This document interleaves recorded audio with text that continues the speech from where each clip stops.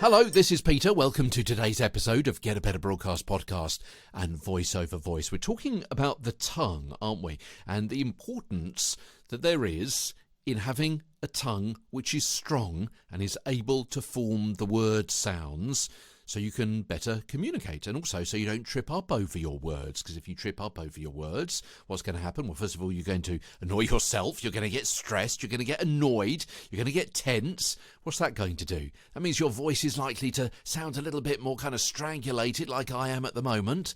Yeah, because you're tense, you're worried, you're concerned, you're looking through the glass at a producer or a director, or you're watching the clock and you're thinking about how much money you're losing by having to go back and re-record something. Yeah, because you've made a mistake, you've tripped up over your words. Whereas if your tongue is strong, then it means that you're less likely to trip up over your words. You're going to relax into your work. It means you're less likely to make mistakes. You're going to feel more confident. You're going to get into the zone. You're going to feel the vibe. Yeah, you're going to relax. Your voice is going to drop. I don't mean you're going to sound like Barry White. What I mean is it's going to sound more resonant.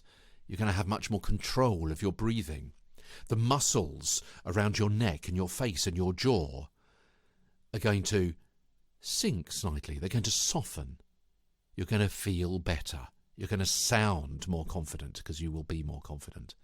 And one of the ways to strengthen your tongue and get it to dance to your tune is to have a tongue twister. Yeah, tongue twisters. Put your tongue through its paces. You could use one of those perhaps when you've warmed up the tongue, or try a tongue twister before you've warmed up the tongue. Is that such a good idea? Probably not. You'll just end up tongue-tied and demoralised. Yeah, you've got to warm it up first, haven't you? It kind of makes sense. Do some of the gymnastics that we've been talking about over the last few days. The press-ups for the tongue yesterday, the drum roll, the toothpaste tongue, and the slug tongue, and so on. Go back and perhaps listen to those episodes if you're just joining us for the very first time. What do I like about tongue twisters? Well, it's hard to say. Boom. But having said that, their name is a bit of a misnomer because they're not only there to help stretch and strengthen several of those tongue muscles. Yeah, your tongue has several muscles. We've spoken about this before. But they also warm up your other moveable articulators. Yeah, it's not just a tongue twister. It's also a lip pleaser and a soft palate warmer-upper as well.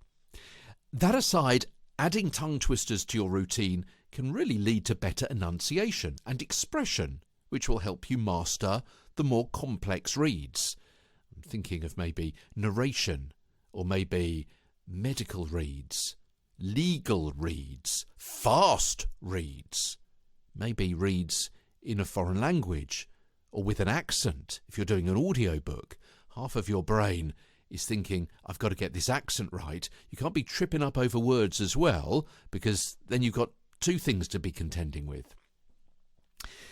My suggestion is, from scripts, from everyday life, make a note of the words and phrases that trip you up the most, and then pick a twister that includes some of those sound combinations. And start slowly. Make sure each phrase is clear and crisp, pronouncing each of the consonant and vowel sounds accurately. And then repeat the twister, gradually increasing pace and exaggeration, starting again after any stumble that you may have. Aim for 6 twisters, 60 minutes before a studio session, as well as more as part of your regular routine. Now, I actually had an A to Z of tongue twisters back in episode 106, so you can go back and listen to that and see how well I did with those, and also they're in the show notes for episode 106 as well. But tongue twisters are usually made up of word forms that you're unlikely to encounter in real life. Yeah? They're made up phrases, obviously, and you're unlikely to come across them. That's not to say they're not useful tests, but don't forget the more regular phrases that you may find yourself stumbling over. Now, as you may know, my day job is reading the news, and back in, 2021, 2022 and so on, I remember having problems with international coronavirus restrictions. You try it.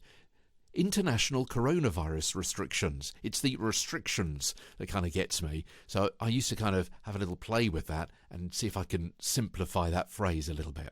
So that could be a tongue twister for me that I could have built into my daily routine off air before I went on air. Oh, and after you've tried a twister a few times, try with a pencil in your mouth or a chopstick or something similar. Hold it horizontally between your teeth across your mouth, pushing back your cheeks to just short of where they start to hurt. And then do the twister again a few times to help you concentrate on the words.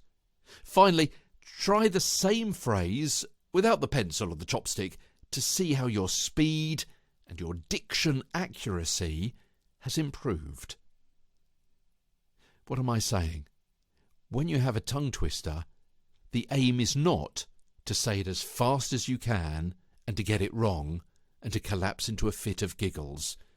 It's to start slowly and confidently and build up speed while keeping your accuracy. And that should help you get a better broadcast, podcast and voice over voice. I'm back tomorrow, blowing a few raspberries, as Get a Better Broadcast, Podcast and Voice over Voice continues. From London, I'm Peter Stewart.